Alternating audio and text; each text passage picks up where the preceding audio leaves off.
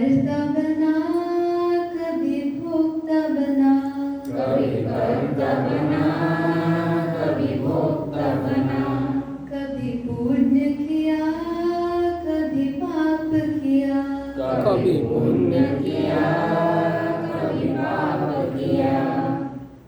इस पुण्य पाप मनोधर्म के, इस पुण्य पाप मनोधर्म के हम साक्षी रहते हैं, हम मस्त रहते हैं।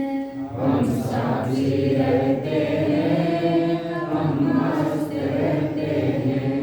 हम दृष्टा रहते हैं, हम मस्त रहते हैं। हम दृष्टा रहते हैं, हम मस्त रहते हैं। कभी पैदा हुआ, कोई मर जाता, कभी पैदा हुआ, कोई मर जाता, कोई आता है, कोई जाता है। कोई आता है, कोई जाता है। इस जन्म मरण के खेल में, इस जन्म मरण के खेल में हम साक्षी रहते हैं, हम मस्त रहते हैं। हम साक्षी रहते हैं, हम मस्त रहते हैं। हम दृष्टा रहते हैं, हम मस्त रहते हैं। हम दृष्टा रहते हैं, हम मस्त रहते हैं। कभी काम जगे, कभी क्रोध उठे, कभी काम जगे, कभी क्रोध उठे, कभी ध्यान करे, कभी शान करे, कभी ध्यान करे, कभी शांत करे। इस मन के चंचल शांत में, इस मन के चंचल शांत में हम साक्षी रहते हैं, हम मस्त रहते हैं। हम साक्षी रहते हैं, हम मस्त रहते हैं। हम दृष्टा रहते हैं, हम मस्त रहते हैं। हम दृष्टा रहते हैं, हम मस्त रहते हैं। कोई जीव कहे, कोई ब्रह्म कहे, कोई जीव कहे, कोई ब्रह्म कहे, कोई बद्ध कहे, कोई मुक्त कहे। कोई बद्ध कहे, कोई मुक्त कहे। इस जीव ब्रह्म के बंध में, इस जीव ब्रह्म के बंध में हम साक्षी रहते हैं, हम मस्त रहते हैं।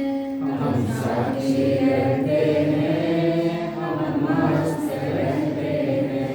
हम दृष्टा रहते हैं, हम मस्त रहते हैं।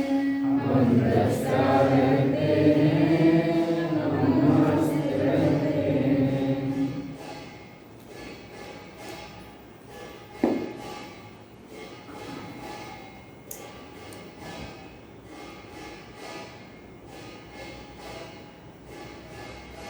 भजन के द्वारा अपने स्वरूप का होश कर रहे थे।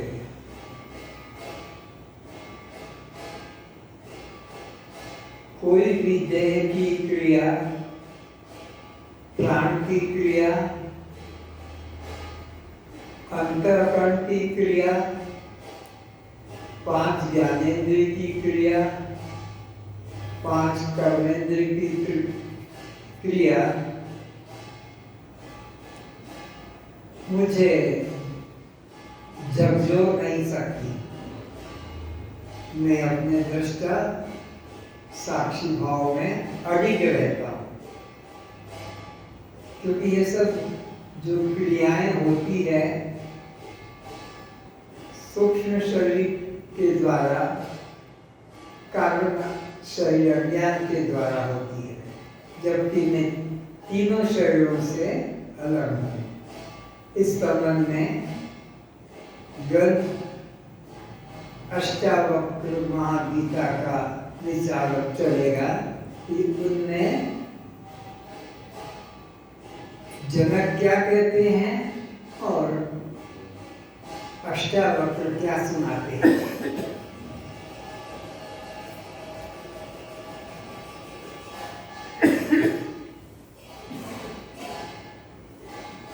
इतने चालाक लोग हैं कि मोबाइल को साइलेंट करके रखा है और उठ के चल दिए कान में लगाकर।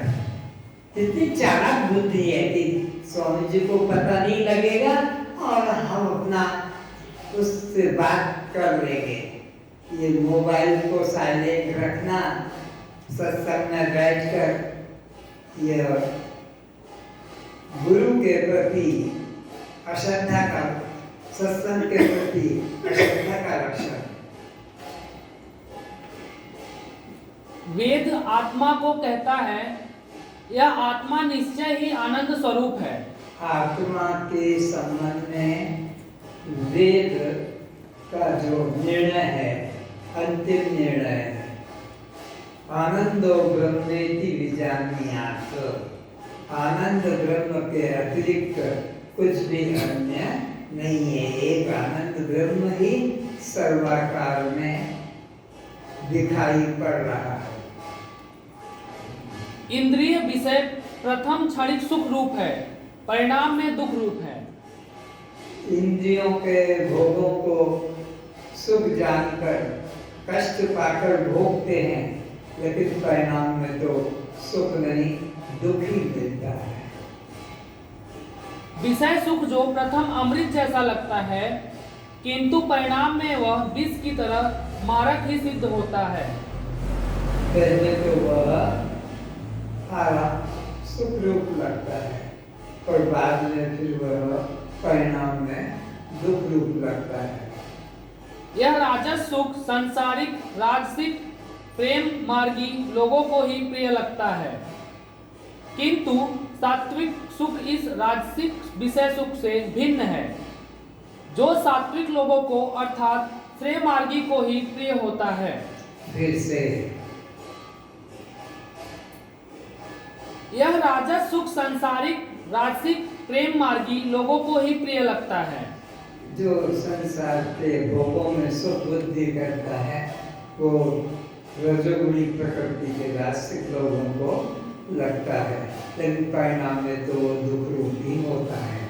किंतु सात्विक सुख इस राजसिक विषय सुख से भिन्न है, जो सात्विक लोगों को अर्थात श्रेय मार्गी को ही प्रिय होता है।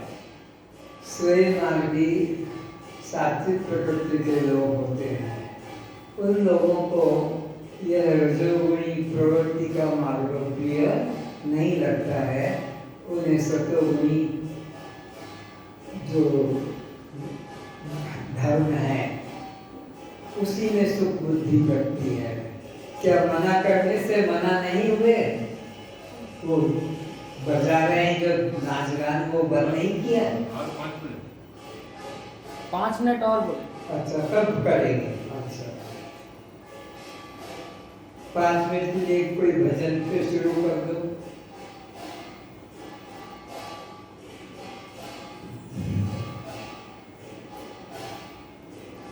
साधो सहज समाधि भरी।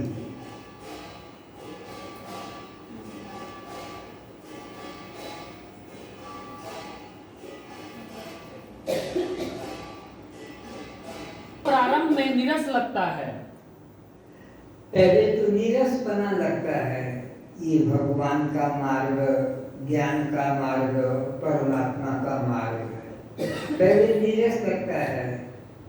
विषयों को छोड़कर और परमात्मा में आना पड़ता है, लेकिन जब इसमें रस जग जाता है तब विषय रस फीके पड़ जाते हैं और आत्मज्ञान, आत्मरस, आत्मभक्ति में आनंद की अनुभूति जगती है।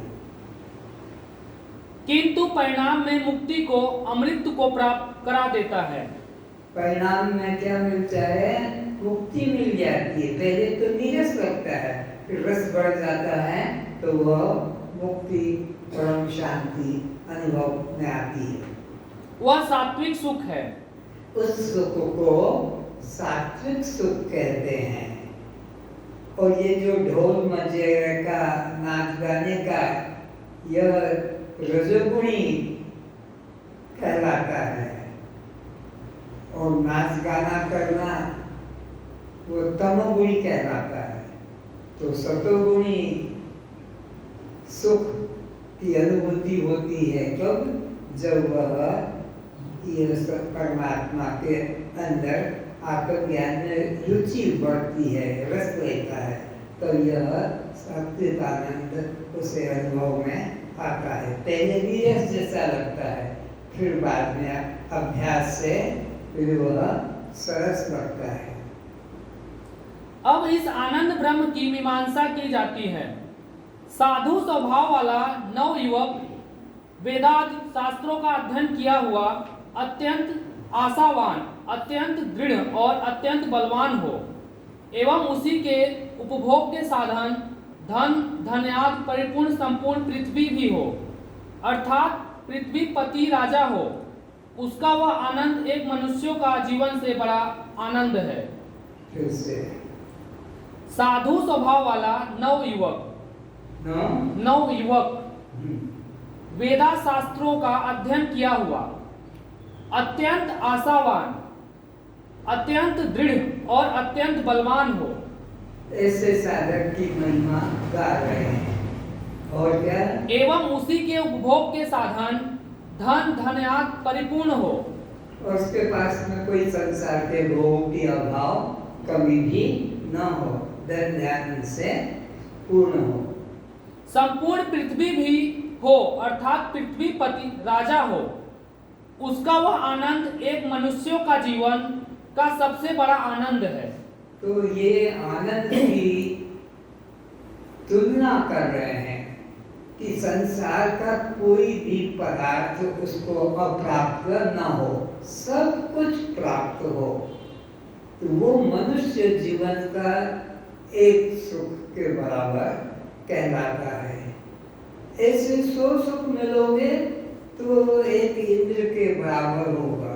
फिर ऐसे 100 सुख जो मिलेंगे वो एक बृहस्पति के सुख के बराबर होगा। ऐसे 100 सुख जब मिल जाएंगे तो फिर वो एक ब्रह्मा के तुल्य। इस तरह से एक का महत्व बढ़ा है। लेकिन ब्रह्मानंद का जो सुख होगा उसके आगे ये सब गौण हो जाते हैं। ऐसे जो 100 मनुष्य आनंद मिलकर जो बड़ा आनंद होता है, उसे एक मनुष्य का गंधर्व आनंद के बराबर कहते हैं। मनुष्य से गंधर्व तत्व को प्राप्त हुए जीव में शीतोष्ण आदि में प्रतिघात न होने की वह शरीर को अंतर ध्यान आदि की शक्ति रहती है। वही आनंद कामना रहित श्रोत्री को भी प्राप्त है। इस प्रकार 100 मनुष्य आनंद है, वह एक देव गंधर्व के आनंद के समान है।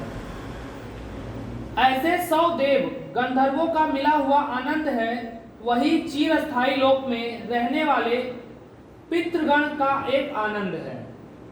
वह कामना रहित श्रोत्री और को प्राप्त है। ऐसे 100 चिरलोक निवासी पितृगणों का जो एकत्रित आनंद है, वही स्मार्ट कर्म के फल स्वरूप आजान देव भाव को प्राप्त हुए का एक आनंद है। तुम इन आनंद के अंदर आकर्षित मत हो जाना। आखिरी में ये बताया जाएगा कि ब्रह्मानंद के सुख के समान कोई सुख नहीं, सब गौण है उसके सामने।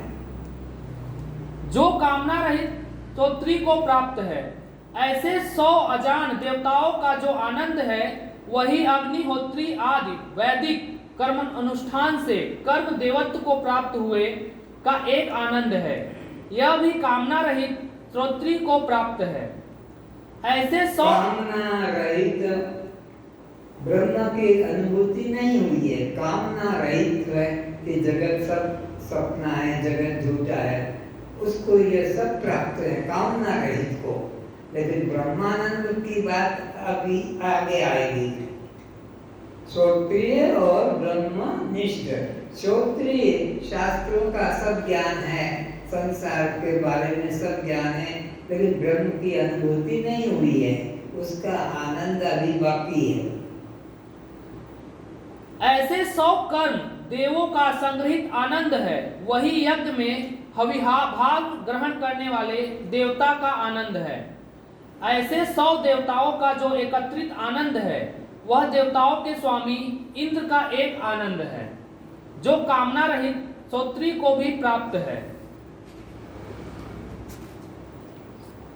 ऐसे 100 इंद्रों का जो आनंद है, वह एक बृहस्पति का आनंद है, जो कामना रहित श्रोत्री को प्राप्त है। ऐसे 100 प्रजापतियों का जो आनंद है, वही त्रिलोक शरीरधारी ब्रह्मा का एक आनंद है, और वह कामना रहित श्रोत्रिय ब्रह्मनिष्ठ को प्राप्त है। श्रोत्रिय ब्रह्मनिष्ठ को प्राप्त है। फिर से इसी वाक्य को, ऐसे 100 प्रजापतियों का जो आनंद है, वही त्रिलोक के शरीरधारी ब्रह्मा का एक आनंद, और वह कामना रहित श्रोत्रिय ब्रह्मनिष्ठ को प्राप्त होता है। तैत्तिरीय श्रुति परमात्मा को आनंद स्वरूप से वर्णन करता है। अरुण ऋषि अपने पुत्र शिष्य भृगु को बताते हैं कि हे तात, आनंद ही बड़ा है। निश्चय से जान कि इस आनंद स्वरूप परमात्मा के द्वारा ही सब जीव उत्पन्न होते हैं। जो तुम गहरी नींद में अनुभव करते हो, संसार का तुमको कुछ ज्ञान नहीं है। सब समय पाने की इच्छा, ये मिल जाए, ये मिल जाए, ये मिल जाए, लेकिन सुख की अनुभूति जो गहरी नींद में होती है, वो जागृत के किसी पदार्थ में नहीं होती है। और जो ब्रह्मनिष्ठ जो होते हैं, आत्मनिष्ठ जो होते हैं, श्रोत्रिय और ब्रह्मनिष्ठ, उनको यह प्रतिदिन अनुभव में आ रहा है कि मैं सहज वही सुख वाला हूँ जो गहरी नींद में बिना विषय के आता है। तो ब्रह्मनिष्ठ को, श्रोत्रिय ब्रह्मनिष्ठ को जो आनंद की प्राप्ति होती है, वह भौतिक किसी पदार्थ इंद्र तक, ब्रह्मा तक को भी प्राप्त नहीं होता। जो ब्रह्मनिष्ठ को जो आनंद की प्राप्ति होती है, वो मृत्युलोक में रहने वाला एक व्यक्ति देखने में आता है, साधारण सा, संसार की कोई सामग्री जीवन निर्वाह की विशेष नहीं है, लेकिन उसको जो सुख है वो ब्रह्मा को भी सुख नहीं है। आनंद स्वरूप आत्मा के द्वारा ही सब जीवित रह अपना कार्य करते हैं। तो सबको सुख जो मिलता है वो आत्मा के द्वारा ही मिलता है, और किसी विषय पदार्थ के द्वारा नहीं। एवं पुनः वर्तमान शरीर का प्रारब्ध शेष होने पर आनंद स्वरूप आत्मा में ही लीन हो जाते हैं। और फिर उनका प्रारब्ध जब पूरा हो जाएगा, जितने दिन जीने का है, जितने वर्ष, जितने श्वास, जितना कष्ट भोग कर ये देह समाप्त होता है, फिर वह उस ब्रह्म में ही लीन हो जाता है। फिर पुनर्जन्म लेना नहीं पड़ता। पुनर्जन्म का कारण तो वासना है, कामना है, और अपना उसका संचित करना है। किंतु जब आत्मज्ञान हो जाता है तो सब ज्ञान अग्नि से संचित कर्म दग्ध हो जाते हैं, और वो ब्रह्म में ही लीन हो जाता है। जैसे मटका, अंदर आकाश है, बाहर भी आकाश है। अगर मटके को चोट लगी या हाथ से गिर गया तो वो दीवारें जो थी वो टूट जाएगी, और अंदर जो आकाश था वो महाकाश रूप हो जाएगा। उसको कहीं चल के जाना नहीं पड़ेगा। मटके के, माठिया के अंदर जो आकाश है और माठिया के बाहर जो महाकाश है, इन दोनों में कोई भेद नहीं है कि वो दीवार की वजह से वो मठाकाश और वह महाकाश लग रहा था। ये घटाकाश है, ये मठाकाश है, और वो महाकाश है। पर घट और मठ की दीवार टूट जाए तो घटाकाश मठाकाश में मिलने जाना नहीं पड़ेगा और मठाकाश को महाकाश में मिलने जाना नहीं पड़ेगा। महाकाश, मठाकाश, घटाकाश ये तीन आकाश नहीं, आकाश तो एक है, पर तीन उपाधियां, घट उपाधि, मठ उपाधि और आकाश की उपाधि से तीन नाम पड़े हैं। तो ब्रह्मज्ञानी जो है वह ब्रह्मानंद को प्राप्त करता है, उसे पाने के लिए कहीं जाना नहीं पड़ता है। केवल देह उपाधि से वो अपने को अलग मानता था। देह उपाधि अज्ञान जन्य है और अज्ञान का नाश ज्ञान से हो जाता है, तो वह ब्रह्म रूप में लीन हो जाता है। जिसका प्रति रात्रि सुसुप्ति द्वारा सबको अनुभव ही है। इस तरह से परिपूर्ण महान जलाशय के समीप रहने वाले व्यक्ति को जल से सिद्ध होने वाले कार्य का एक ही जगह सिद्ध हो जाते हैं। उसे स्नान, पान, वस्त्र धोने, पशु को जल पान कराने, भोजन बनाने हेतु पृथक पृथक स्थानों में जाना नहीं पड़ता। जो नदी के पास मकान बना कर रह रहा है, नदी के पास ही उसका घर है, उसको स्नान करना है कि कपड़े धोना है कि बर्तन मांजना है कि पौधों को पानी पिलाने के लिए कहीं से लाना पड़ेगा, ऐसा तो एक जगह ही सब काम हो जाते हैं। उस मनुष्य को गड्ढों में भरे जल से कोई प्रयोजन नहीं रहता। इसी प्रकार वेद को जानने वाले महापुरुष को जिसे आत्मा में परम विश्रांति मिल गई, उसे किसी क्रिया, साधन अथवा व्यक्ति पदार्थ की जरूरत नहीं रहती। जिसको आत्मज्ञान हो गया है, अपने आत्म स्वरूप में प्रीति और आनंद की अनुभूति जग गई है, उसको भौतिक जगत के किसी पदार्थ में सुख बुद्धि पाने की इच्छा नहीं होती है। जिसे ब्रह्म को जाना वही वास्तविक ब्राह्मण है। ब्राह्मण चुटैया लगता हो, गले में पैंता डाले हो या हाथ में कोई डोरा बांधे हुए हो कि अंगूठी के अंदर कुछ बांध के रखा हो या कुछ दाढ़ी मूछ बना के रखा हो या कोई विशेष वस्त्र पहन के रखा हो, ये सब बाह्य नाटक की जरूरत नहीं। जिसने ब्रह्म को जाना है वो ब्राह्मण है। ब्रह्म जानाति इति ब्राह्मण। और जो बाहर के वेश धारण किया है वो ब्राह्मण नहीं है, उसको तो चमार कहा है। घटना ऐसी हो गई कि अष्टावक्र मुनि या ऋषि जा रहे हैं, राजा के महल के पास में पहुंच गए, द्वार पे पहुंच गए, अंदर जाने की इच्छा कर रहे हैं तो द्वारपालों ने उन्हें भिखारी समझकर कहा, क्या रोटी चाहिए, कपड़ा चाहिए कि जूता चाहिए? तो भी खुले पैर थे। बोले मैं भिखारी नहीं हूँ, तो यहाँ क्यों खड़ा है? बोले मैं अंदर जाना चाहता हूँ। अरे अंदर तो बड़े बड़े ज्ञानी ध्यानी बैठे हैं, उनका ठिकाना नहीं, तुमको वहाँ कौन जगह देगा? बोले मुझे जाना है। ये बात राजा ने सुन लिया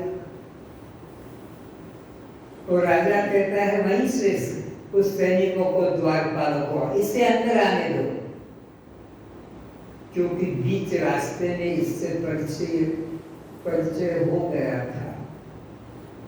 ये 2 कदम आगे चलता, 1 कदम पीछे आ जाता था, 8 अंगों से टेढ़ा था, तो सीधे हम तुम जैसे चल लेते हो ऐसे चल नहीं पाता था, घुटने के बल चलता था। तो आगे 2 बुराक करता तो 1 बुराक पीछे आ जाता। और उधर जनक हाथी पर बैठकर आ रहे थे, सुबह का समय था, प्रातः काल का, तो हाथी के बिल्कुल पैरों के पास में पहुंच गया।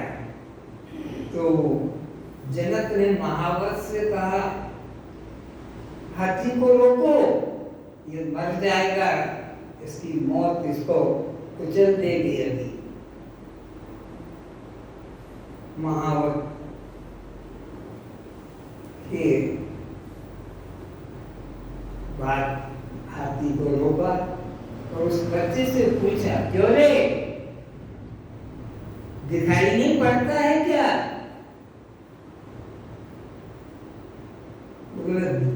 अंधा तो तू है, मुझे तो दिखाई पड़ता है। महावत भी चमक गया कि इतना छोटा सा बच्चा और राजा को कहता कि अंधा तो तू है, दिखाई नहीं पड़ता। जिसको आंख है वो अंधे लंगड़े लूले को पहले रास्ता देते हैं, और तू इतना अहंकारी हो गया कि तुझे दिखाई नहीं पड़ता, क्योंकि आठंग से टेढ़ा हूं। तो ठीक, कहाँ जा रहा है? बोले जनक का कोई प्रश्न है, उसका उत्तर देने जा रहा हूं। और आश्चर्य लगा तो महावत से कहा, एक दूसरे रास्ते से मुझे ले जाओ और महल में पहुंचा दो, भैया वहीं पहुंचेगा, इसको कोई जाने नहीं देगा इस लंगड़े लोग को।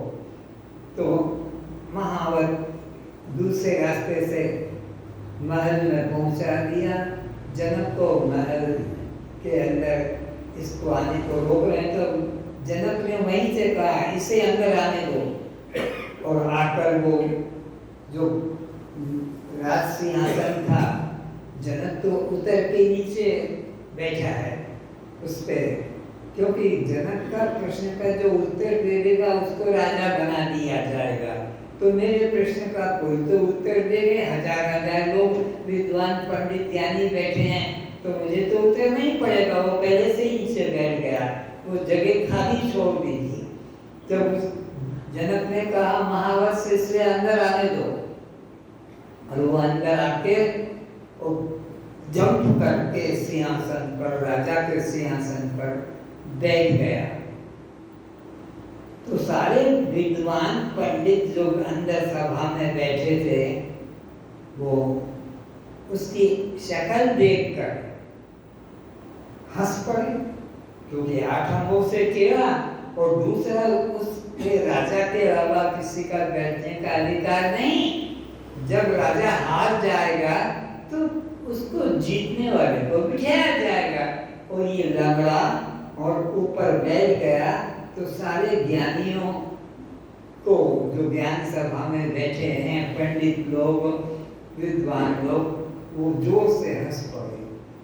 तो इस अष्टावक्र बालक ने सोचा, इन मूर्खों को जो ब्रह्म चर्चा में बैठे हुए हैं, इन मूर्खों को ईंट का जवाब पत्थर से देना पड़ेगा। और अष्टावक्र इतने जोर से हंसे कि वे सारे पंडित स्तब्ध रह गए। क्या हो गया? क्या आश्चर्यजनक चीज है जो ये अपने को तो ना देख रहा है, और यहाँ क्या देख कर हंस रहा है। तो जनक खड़े हो गए, बोले महाराज, पहले तो आप यहाँ आकर कैसे बैठे, और दूसरा आपको यहाँ ऐसी क्या अशोभनीय बात दिखाई पड़ी जिससे तुम हंसे? तुम्हारी शक्ल को देखकर सबको सहज हंसी आई जाएगी। 8 अंगों से टेढ़े हो, और फिर महल, ये कुर्सी जो थी राजा का, उस पर तुम बैठ गए, और ये तो उन्हीं को भी सब मिलेगी जो मेरे प्रश्न का उत्तर देंगे। अच्छा, चल खड़ा हो। वो अष्टावक्र बालक कहता है, क्योंकि जनक ने क्या कहा, ये कुर्सी पे वही बैठेगा जो मेरे प्रश्न का उत्तर देगा। तो अच्छा, चल खड़ा हो, प्रश्न कर। प्रश्न करता है 3। पहला प्रश्न, वो कौन है जो खुली आंखों से सोता है? बच्चों वाले प्रश्न मेरे से करता, शर्म नहीं आती? मैं तो सोचता था कि तू विद्वानों की सभा में बैठा है तो विद्वान होगा, विद्वानों का प्रश्न करेगा। ये क्या प्रश्न करता है? बोले मेरा प्रश्न यही है कि वो कौन है जो खुली आंखों से सोता है। चल आगे और क्या पूछता है? वो कौन है जो निरंतर गति करता है, रुकता ही नहीं, चलता ही रहता है। और वो कौन है जो पैदा होकर अचल रहता है, हिलता डुलता नहीं। बस इतनी तेरी बुद्धि है ना तो सुन ले,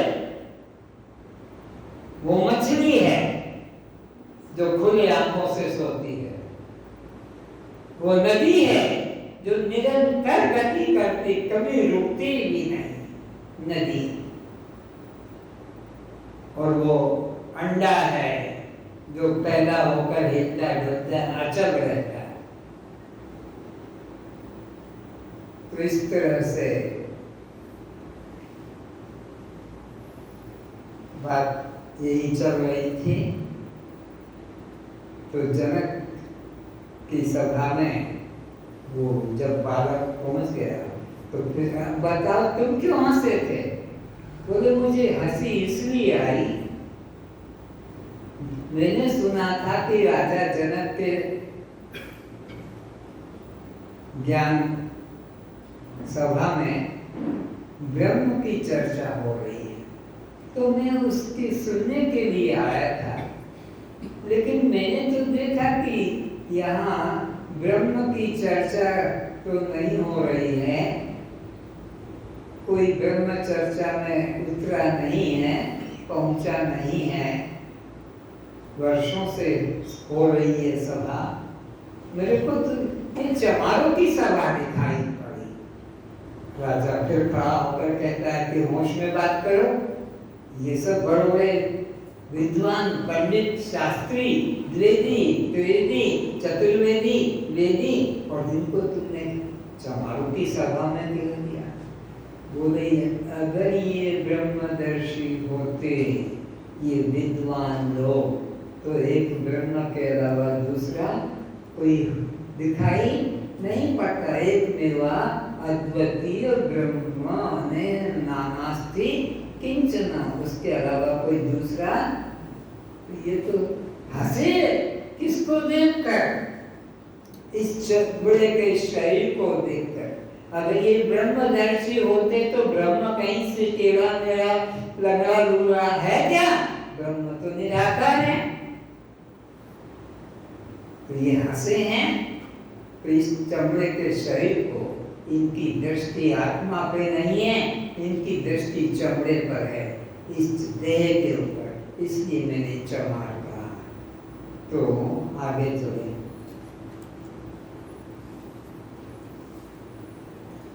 हे जनक, मुझे लगता है तुझे अभी अपने आनंद स्वरूप आत्मा का दृढ़ अप्रोक्ष ज्ञान नहीं हुआ, केवल सुनकर मान लिया है, सब व्यर्थ है। दृष्टा साक्षी हम जब तोतों की तरह रटा हुआ बोल देते हैं, या वो बिल्ली जैन सभा में अहिंसा परमो धर्म का प्रवचन सुनती है, अहिंसा ही परम धर्म, जैन सभा में प्रवचन चल रहा है आचार्य का, और बिल्ली भी बैठी सुन रही है, और उसी में चूहा निकला तो जंप करके अपने कुर्सी से और उस चूहे को पकड़कर भोजन बना दिया। ब्रह्म चर्चा सुन रही है कि ब्रह्म के अलावा दूसरा, और अहिंसा ही परम धर्म है, ये प्रवचन सुन रही थी, और बिल्ली चूहे को भोजन बना रही है। तो इसी तरह हम लोग भी अपने को ब्रह्म दृष्टा साक्षी मान रहे हैं, और नाना श्रृंगार करके, नाना वस्त्र पहनकर, नाना ढंग से अपने को सजाकर और बैठते हैं। तो ये सोचो कि हमारी दृष्टि चमड़े पर है, चमार पर है। ब्रह्म चर्चा वाला तो एक ब्रह्म के अलावा दूसरा कुछ देखता नहीं, जानता नहीं, मानता नहीं, अपने को ब्रह्म मानता है तो सब उसकी दृष्टि में ब्रह्म ही होते हैं। तो हे राजन, तूने ये ब्रह्म चर्चा पंडितों से सुनकर और अपने को दृष्टा साक्षी मान तो लिया है, लेकिन तेरा भाव तो अभी देह भाव में ही ग्रसित है, तू देह भाव में ही उलझा हुआ है। मुझे आश्चर्य इस बात का है कि जिसने सब भूतों को अपने आत्मा में जान लिया एवं अपने को सब भूतों में जान लिया, ऐसे ज्ञानी को फिर दुख रूप विषय भोगों में सुख बुद्धि कैसे हो जाती है। अब अष्टावक्र जी राजा जनक को हिलाते हैं, जब जोड़ते हैं कि जिसने सब जीवों को अपने में और अपने को सब जीवों में ओतप्रोत, अपने को सब दृश्य में सब दृश्यों को अपने दृष्टा में जान लिया है, फिर वो ये अनित्य भोग पदार्थों में कैसे अटका रहेगा फिर से। मुझे आश्चर्य इस बात का है कि जिसने सब भूतों को अपने आत्मा में जान लिया एवं अपने को सब भूतों में जान लिया, ऐसे ज्ञानी को फिर दुख रूप विषय भोगों में सुख बुद्धि कैसे हो जाती है। फिर ये राजा पद में, रानी में, राजकुमारों में, अपने राज खजाने में फिर कैसे रुचि जगती, फिर कैसे उसमें यह सुख मानकर रह पाता है। इससे सिद्ध होता है इसको भी इस रानी में, राज्य में, पुत्रों में, संपत्ति में सुख बुद्धि लग रहा है। इसका मतलब है इसने अपनी अखंडता को, अपने को सब भूतों में और सब भूतों को अपने आत्मा में एकत्र रूप नहीं जाना है, इसलिए अप्राप्त को पाने की इच्छा जगती है। शहरों में कपड़ों की दुकानों के बाहर सूट साड़ी पहने स्त्री पुरुषों के मॉडल को देख कामी पुरुष स्त्री को भी उन स्त्री पुरुषों को प्राप्त करने की इच्छा नहीं होती, क्योंकि उनके संसार का दृष्टांत दिया जा रहा है कि जो कपड़े की दुकान होती है वहाँ पर एक मॉडल खड़ा करा जाता है। हमारे यहाँ भी शायद है या नहीं पता नहीं, तो उसके कपड़े, उसका चेहरा देखकर वो मोहित नहीं होता है, वो अंदर जाता है और अंदर जाकर कपड़ों को और तरीके के कपड़ों को पसंद करता है, पर वो मॉडल को देखकर आकर्षित नहीं होता है। तो अगर तेरे को ये मॉडल की तरह लगे होते कौन से राज्य, रानी, पुत्र, धन, तो तू इनमें आकर्षित न होता और इसमें सुख बुद्धि नहीं करता। फिर से बोलो। शहरों में कपड़ों की दुकानों के बाहर सूट साड़ी पहने स्त्री पुरुषों के मॉडल को देख कामी पुरुष स्त्री को भी उन स्त्री पुरुषों को प्राप्त करने की इच्छा नहीं होती। उन लोगों को भी उस मॉडल को पाने की इच्छा नहीं होती है। वो तो नकली है, इनको क्या चाहना, वो अंदर जाकर फिर अपना मांग दिखाता है, क्योंकि उसके प्रति सद्बुद्धि नहीं होती है। उस मॉडल के प्रति सद्बुद्धि नहीं होती है। ये कपड़े खरीदने वाले भी अंदर चले जाते हैं, बाहर वो मॉडल जो का त्यों खड़ा रहता है, स्त्री के कपड़े पहनकर, वो ब्रा पहन के मॉडल रखा है, तो वो पैंट शर्ट पहन के मॉडल को रखा है, उसमें उनको सुबुद्धि आसक्ति नहीं होती, उनको देखने में अटकता नहीं, बल्कि वो भी अंदर चला जाता है और दूसरे कपड़ों को मांग करता है।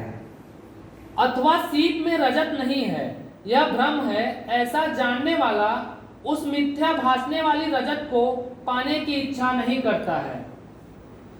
श्रेष्ठ आचार्य प्रथम भली प्रकार से उत्साहपूर्ण प्रेम पूर्वक निष्काम भाव से जिज्ञासु शिष्य को ब्रह्म विद्या पढ़ाते हैं।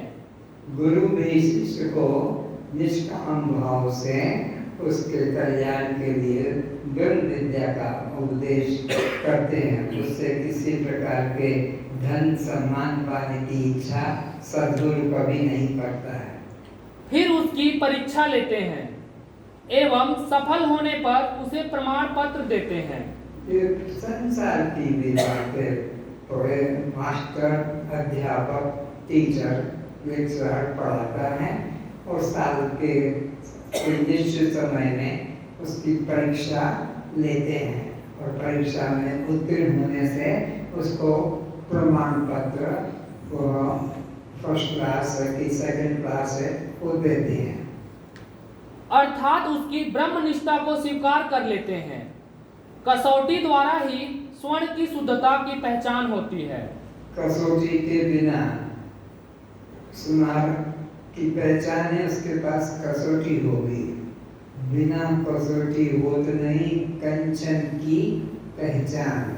तो कसौटी होती है तब वह सोने का मूल्य समझता है कि कितना मिलावट है, कितना शुद्ध है।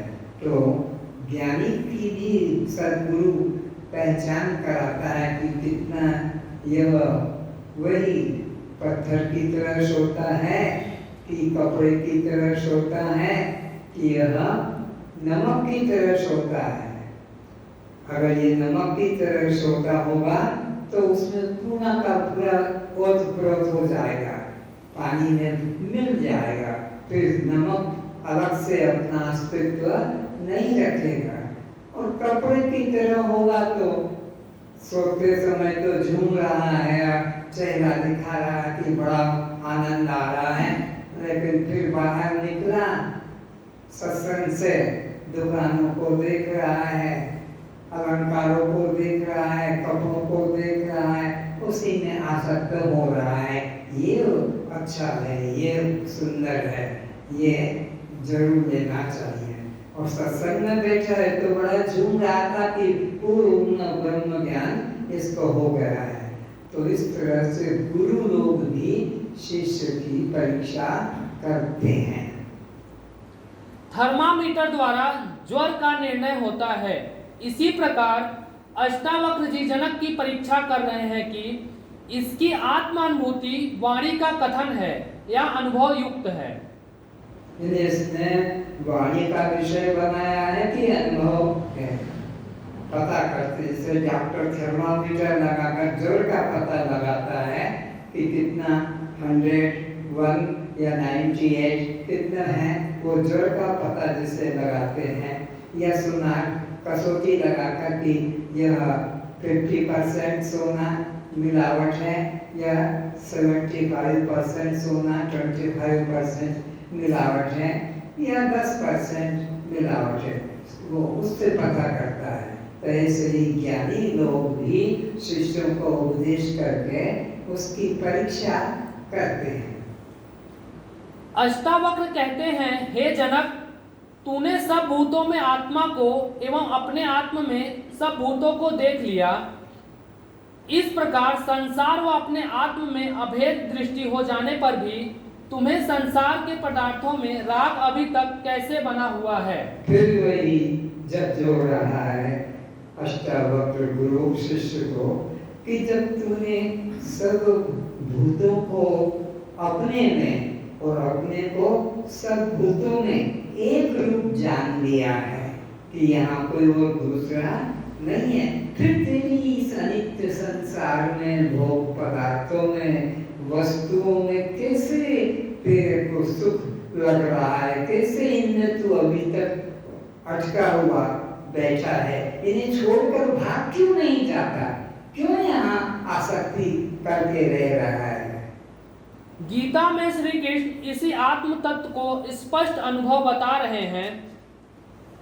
सर्वव्यापी अनंत चेतन परमात्मा में एक ही भाव में स्थित आत्मनिष्ठ ज्ञानी, सब में समभाव को देखने वाला, अपने आत्म को संपूर्ण भूतों में स्थित एवं संपूर्ण भूतों को अपने आत्म स्वरूप में कल्पित देखता है। भगवान श्री कृष्ण जी भी अर्जुन को गीता में यही उपदेश करते हैं कि जिस ब्रह्म ज्ञानी ने सब भूतों को अपने आत्मा में और अपने आत्मा को सब भूतों के आत्मा में एक करके जान लिया है, अब उसकी दृष्टि में कुछ भेद नहीं रहता है। इसलिए वह किसी पदार्थ को ग्रहण त्याग की कोई इच्छा नहीं करता है। इसलिए उसकी बुद्धि में कि ये तो पाने योग्य है और ये त्याग करने योग्य है, ऐसा द्वैत बुद्धि उसकी नहीं करती है।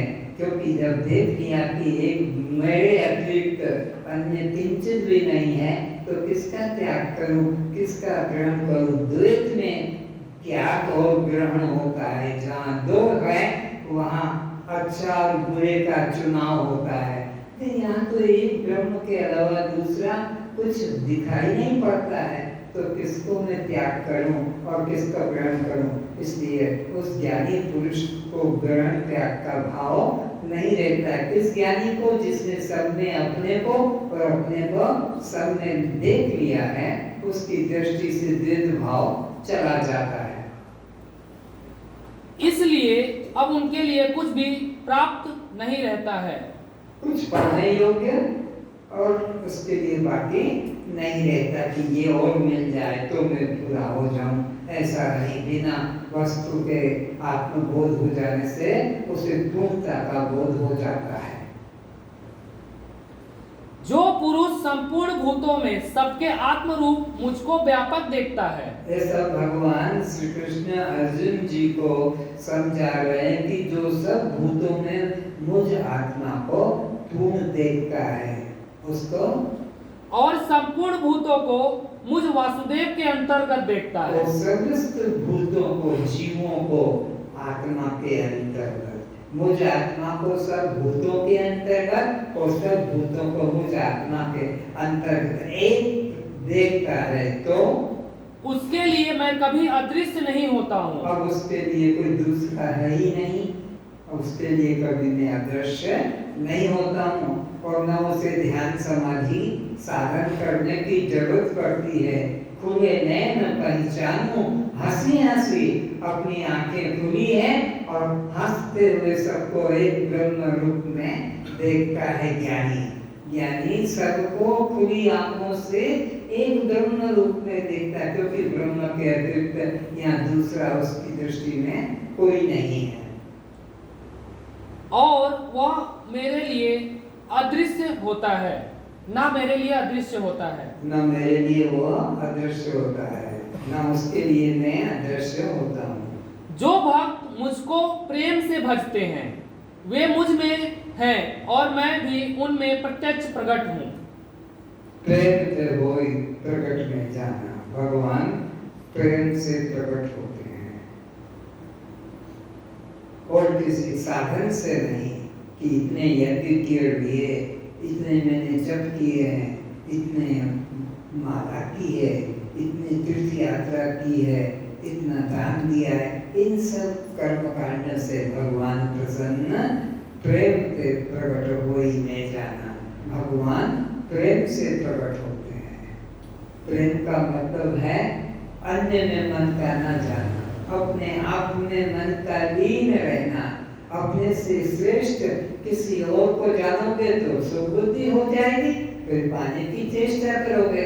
भगवान कहते हैं ऐसे भक्तों को मैं प्रकट नहीं होता उनके लिए जो अपने आत्मा में तृप्त हैं, आत्मा में ही मस्त हैं, उनके लिए मैं प्रकट हूँ। जिस ज्ञानी के लिए सर्वभूत मय रूप हो गए हैं, आत्म रूप हो गए हैं, जिस ज्ञानी को सब भूत मैं रूप या आत्म रूप हो गए हैं, मैं से आत्मा, आत्मा से मैं को अलग नहीं देखता है, उस एकत्व दर्शन करने वाले ज्ञानी के लिए अब किसके प्रति मोह होगा एवं किसके अभाव में शोक होगा। कैसे दृष्टांत क्या, कबूतर क्या?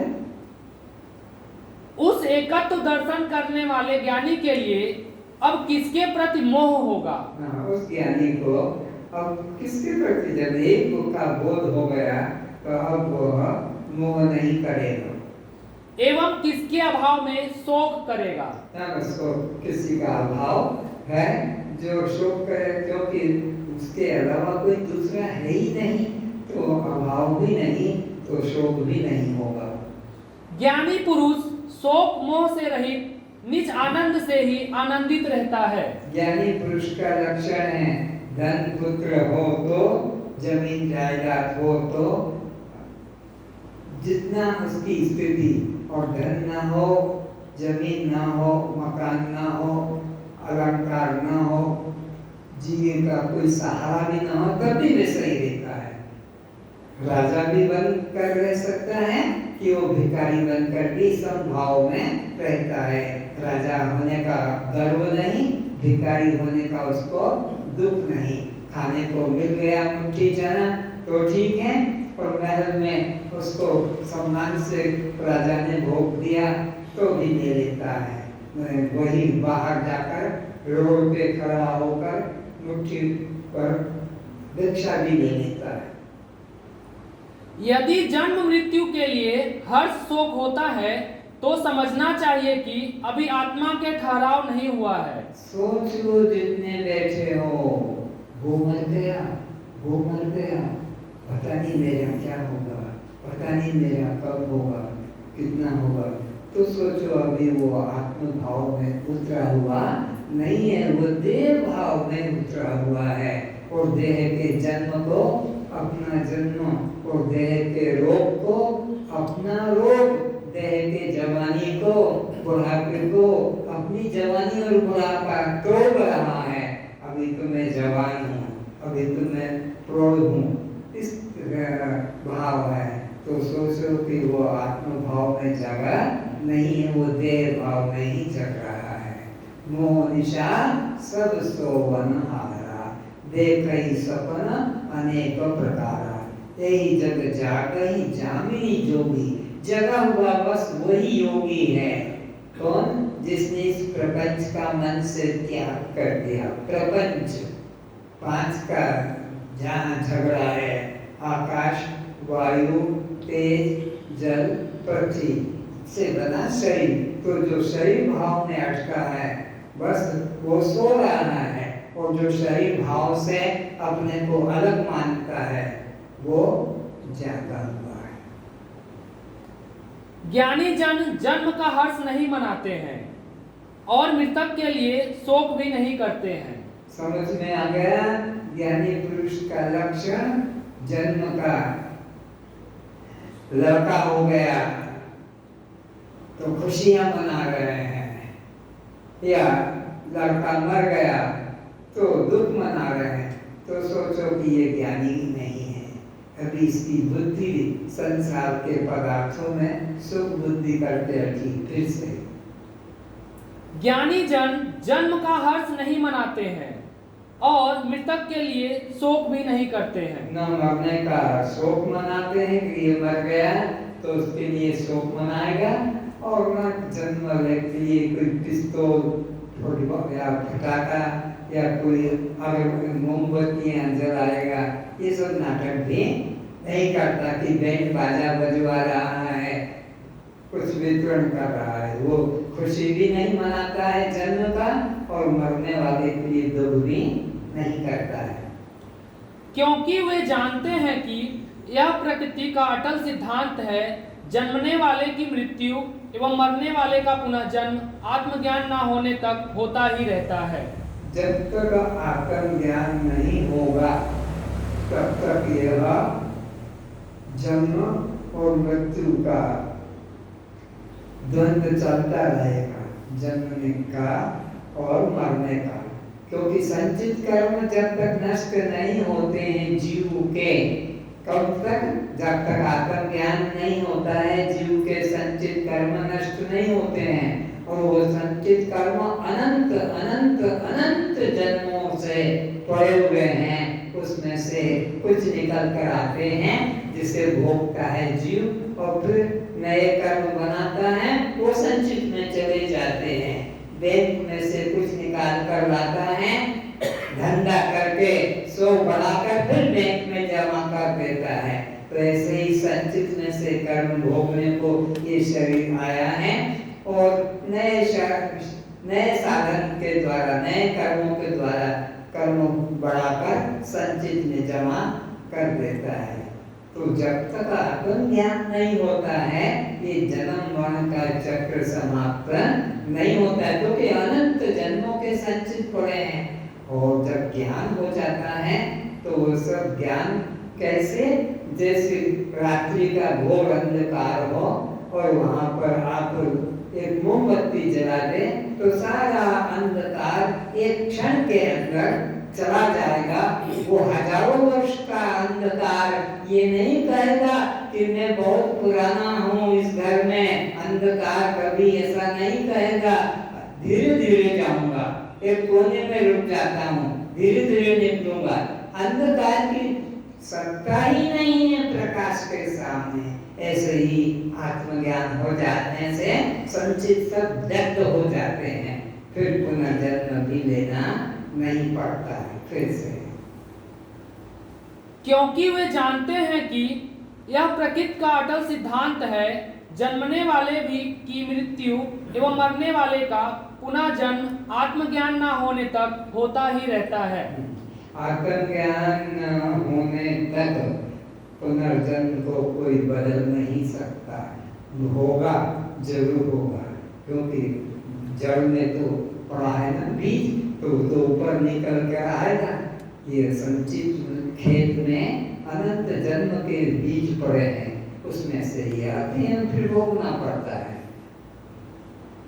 हे जनक, यदि तुझे आत्मदर्शन हो चुका है और तेरी सर्वत्र आत्मदृष्टि हो चुकी है, तब इस ज्ञान से अहम भाव भस्मीभूत हो जाने चाहिए। अगर तेरा देह के प्रति, देह के संबंधियों के प्रति अहम भाव अगर नहीं है तो तेरे मन में राग द्वेष नहीं होगा। और अगर तेरे मन में इस देह के प्रति, देह की संपत्ति, परिवार के प्रति अहम भाव है तो तुझे अभी ब्रह्म ज्ञान हुआ नहीं, तेरा ज्ञान निर्मित है फिर से। हे जनक, यदि तुझे आत्मदर्शन हो चुका है, सब अपने अपने ऊपर सोचो कि क्या मुझे हुआ है कि नहीं हुआ है, कि इसी चमड़े को, इसी देह को ही मैं अपना रूप मानकर बैठी हूँ। और तेरी सर्वत्र आत्मदृष्टि हो चुकी है, और अगर देह भाव कट गया है और सर्वत्र एक ब्रह्म दृष्टि हो गई है, अगर ऐसा है तो तब इस ज्ञान से अहम भाव भस्मीभूत हो जाने चाहिए। तो फिर इस ज्ञान से कि एक ब्रह्म के अलावा यहाँ दूसरा, तो फिर अहंकार समाप्त हो जाना चाहिए, अहम बुद्धि समाप्त हो जानी चाहिए। किंतु वो तो दिखाई नहीं पड़ती है। राज्य में अहंकार है, रानी में अहंकार है, धन संपत्ति में, अपने वैभव में अहंकार है, तो फिर तेरा भी आत्मभाव अखंड नहीं हुआ है। जहाँ अहम भाव अखंड अगर होता तो तब में एक दिख जाता, लेकिन तेरा तो देह भाव है, इसलिए आत्मभाव तेरा टूट गया है। आत्मभाव अखंड नहीं है, अखंड होता तो सब में एक का अनुभव करता। जहाँ अहम भाव समाप्त हो जाता है, उसका ममत्व भाव भी साथ ही चला जाता है। जब अहम टूट गया तो ममत्व कैसे बचेगा? अहम पहले आता है तब मेरा, मैं से फिर वो मेरा। तो पहले हम अपने को देह मानते हैं, फिर संबंधियों को मेरा, मेरी, मेरा कहकर पुकारते हैं। लेकिन जिसका अहम भाव समाप्त हो जाता है, फिर उसका कोई मेरा, मेरी, मेरे कहने को बचता नहीं है। मैं नहीं तब मेरा किसे बतावे एवं कौन बतावे। बंध व मोक्ष यह दो पद हैं। यह मैं इस भाव से भेद दर्शन होने से जीव को बंधन है। फिर से बंध व मोक्ष यह दो पद हैं। बंध और मोक्ष ये दो पद हैं। यह मैं इस भाव से भेद दर्शन होने से जीव को बंधन है। तो इसमें भेद भाव है, मैं और मेरे में, यही बंधन का कारण है। यह समस्त दृश्य वर्ग मेरा नहीं, इस आत्मदर्शन से, दृष्टा भाव से जीव को जीवन मुक्ति है। कैसे मुक्ति मिलेगी? यह देह में नहीं और देह के संबंधी भी मेरे नहीं। ये द्वैत भाव का जब निवृत्ति हो जाती है तो जीव सहज में मुक्त हो जाता है। मुक्त हो क्या जाता, मुक्त तो था ही, लेकिन देह को मैं और देह के संबंधियों को मेरा अभिमान कर रहा था, अहम और मम, इसी कारण से वो बधा था। जब आकर ज्ञान गुरु के द्वारा मिल जाता है, अहम और मम खत्म हो जाते हैं, तो फिर वह मुक्त होता है। जिसने अपने सजातीय विजातीय स्वगत भेद शून्य अद्वैत आत्मा को मैं रूप जान लिया। आप 3 तरह के भेद बताए हैं, स्वगत भेद या नहीं, सजातीय, विजातीय और स्वगत, 3 भेद, सजातीय भेद, विजातीय भेद और स्वगत भेद, 3 तरह के भेद है। और जो जिसकी बुद्धि से स्वगत भेद और जब अपना पराया भाव समाप्त हो गया, स्वगत निगत और सजातीय विजातीय, अन्य जाति वाला, सजातीय ने अपनी जात वाला, विजातीय ने अन्य जात वाला, और स्वगत ने अपने ही अंतर्गत हाथ, अंगुली, अंगूठा, नाक, मुख, तो ये तीनों प्रकार की बुद्धि जिसकी समाप्त हो जाती है, वो ब्रह्म निष्ठ नित्य मुक्त होता है। उसको और मुक्ति पाने की कोई साधन नहीं करना पड़ता। बंधन तभी तक है जब तक सजाती विजाती और स्वगत भेद बना हुआ है। पढ़ो।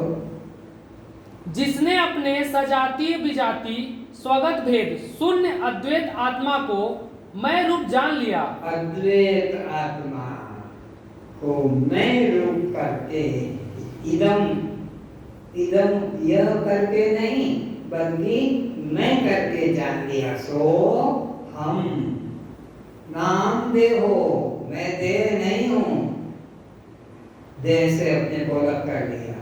सजाती भी नहीं, विजाती भी नहीं, स्वगत भेद भी नहीं, और उस अखंड आत्मा को मैं करके स्वीकार कर लिया है। और सच्चिदानंद आत्मा मैं हूँ, ऐसी जिसकी निष्ठा हो गई है। क्या निष्ठा हो गई है? सत्य चित आनंद मैं हूँ, सच्चिदानंदो हम। सत्य क्यों हूँ? मेरा कभी नाश नहीं होता। चित क्यों हूँ? मैं सब समय जानता, सबको जानता रहता हूँ। और अब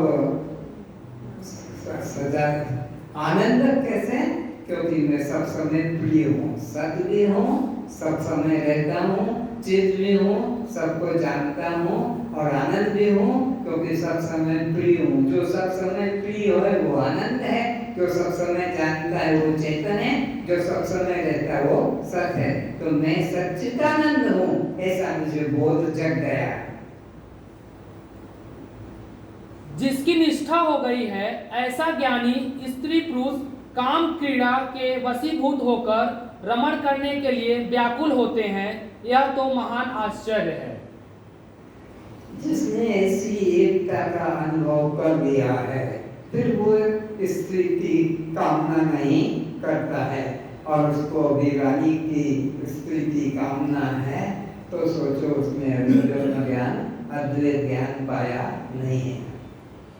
अष्टावक्र जी अपने उत्तम शिष्य जनक पर शब्द बाण मारकर उसकी स्थिति को दृढ़ीभूत करने के लिए एवं अनात्मदेह संघात से अहंता ममता दूर करने के लिए उसके धैर्य, श्रद्धा, समर्पण, तितिक्षा की परीक्षा लेते हैं। जैसे कुम्हार चाक घूम रहा है, पास में बैठा है और मिट्टी का पिंड को आकार दे रहा है और बाहर चोट मार रहा है, तो उसकी कमजोरी को मजबूत करने के लिए, कमजोरी को हटाने के लिए और मजबूती लाने के लिए वो बाहर से चोट मारता है और अंदर से हाथ का सहारा देकर रखता है, नहीं तो चोट मारे तो मिट्टी का ढेला पे हो जाएगा।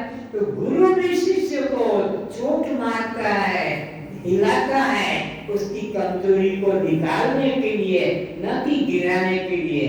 गुरु शिष्य को जब कुछ इस प्रकार से व्यवहार करता है तो उसके अंदर का जो विकार है उसको दूर करने के लिए करता है। दृष्टांत बता दिया, कुम्हार घड़े को बाहर से चोट मारता है आकार देने के लिए, और अंदर से सहारा देता रहता है कि कहीं पूरा का पूरा गिर ना जाए। तो गुरु भी शिष्य को प्रेम का सहारा देकर रखता है ताकि पूरा का पूरा छोड़कर भाग ना जाए, और आत्मनिष्ठा का उसको सहारा भी देता रहता है। हे जनक, तू काम वशीभूत हुए बिना स्त्री संभोग कैसे कर सकेगा? अगर तेरे मन में काम वासना नहीं तो तू पत्नी के साथ में रमण कैसे कर सकेगा? और तू करता है तो मुझे लगता है कि तुझे अभी ब्रह्म ज्ञान नहीं हुआ है। काम क्रीड़ा के वशीभूत तो अज्ञानी लोग हुआ करते हैं। तो अज्ञानी लोग जो देह अभिमानी हैं वो लोग काम क्रीड़ा के वशीभूत होते हैं और उसे पाकर अपने को सुखी और उसको न पाकर अपने को दुखी मानते। ये अज्ञानी के लक्षण हैं।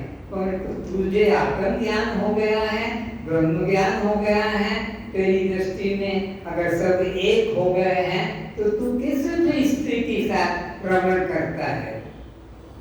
जिन्हें कामांध संज्ञा भी दी जाती है, यदि काम क्रीड़ा के लिए तेरा मन व्याकुल होता है तो फिर अभी तुझे आनंद स्वरूप स्व आत्मा की गंध भी नहीं मिली है। तू फिर तेरे को आत्मा का अनुभव नहीं हुआ। तू कामांध है, अंधा है, काम के वशीभूत हो रहा है। अगर तेरा ज्ञान हो जाता तो तू कामांध नहीं बनता, भोगों में बात सुबुद्धि नहीं करता।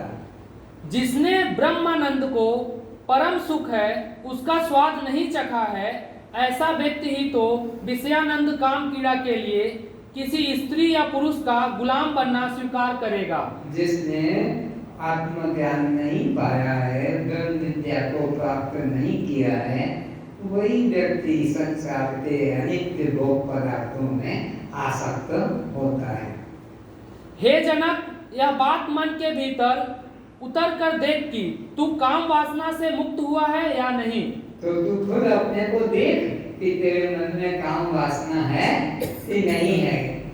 काम वासना को तूने जीत लिया है, तू अपने अंदर विचार कर। यदि भीतर से मन क्रोधादि वृत्तियों के प्रति दृष्टा भाव जागृत हो गया है एवं देह भाव नष्ट हो गया है, तब तो अर्थात जहां भी दृष्टि एवं वृत्ति पहुंचती है वहां एक बोध रूप सकल्पित समाधि है। ऐसे यदि भीतर से काम क्रोध आदि वृत्तियों के प्रति दृष्टा अंदर का काम क्रोध लोभ मोह ये वृत्तियां जिंदा है तो सोचो भी तुमको ब्रह्म ज्ञान नहीं हुआ है। दृष्टा भाव जागृत हो गया है। अगर दृष्टा भाव काम के प्रति क्रोध के प्रति लोभ मोह तो तुमको ब्रह्म ज्ञानी माना जाएगा। और अगर तुम काम में फंसे हो, क्रोध में फंसे हो, लोभ मोह में फंसे हो तो तुम्हारे को भी आत्म ज्ञान नहीं हुआ ऐसा समझा जाएगा।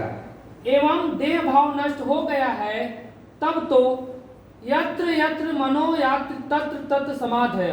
जहाँ जहाँ दृष्टि पड़ेगी वो तो ब्रह्म को ही देखेगा। जिसका देह भाव नष्ट हो गया है और काम क्रोध लोभ मोह का दृष्टा साक्षी भाव जग गया है, उस ज्ञानी पुरुष की जहाँ भी दृष्टि पड़ती है एक ब्रह्म के अतिरिक्त वह अन्य किंचित भी नहीं समझता है। आज बस इतना ही। कस्त्वं क्या आप जड़ हैं, दृश्य हैं, अनात्मा हैं, शव हैं। आंखें बंद करके कुछ क्षण के लिए देखो कि मेरा देह भाव गया है, क्या मेरा काम क्रोध लोभ मोह से दृश्य भाव हुआ है और मैं दृष्टा हूं ऐसा भाव जगा है। क्या मैं देह से मुक्त हुआ हूँ? देह भाव गया है, काम क्रोध लोभ मोह गया है, मैं इनका साक्षी हूँ। अपने को तुम धोखा नहीं दे सकोगे, गुरु को धोखा दे दोगे, भगवान को धोखा दे दोगे और अपने गीत गाते रहोगे कि मैं तो दृष्टा साक्षी आत्मा हूँ। लेकिन तुम अंदर से पहचानो कि मेरा देह भाव कितना प्रबल है, मेरा काम भाव कितना प्रबल है, मेरा क्रोध भाव कितना प्रबल है, मेरा लोभ मोह कितना प्रबल है। और देखोगे कि मेरा देह भाव शून्य हो गया है, देखोगे कि मेरा काम शून्य हो गया है, क्रोध मेरा शून्य हो गया है, लोभ मोह शून्य हो गया है। तुम वंदनीय हो, तुम साक्षात ब्रह्म रूप ही हो। आज बस इतना है।